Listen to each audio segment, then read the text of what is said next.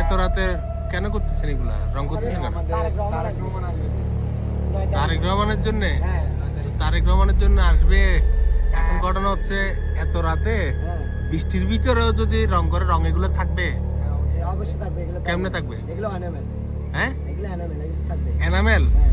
Enamel বৃষ্টির ভিতরে কাজ করা যায়? হ্যাঁ, পারবে তো, থাকবে তো না?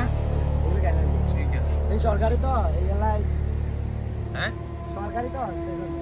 ওকে, ঠিক আছে।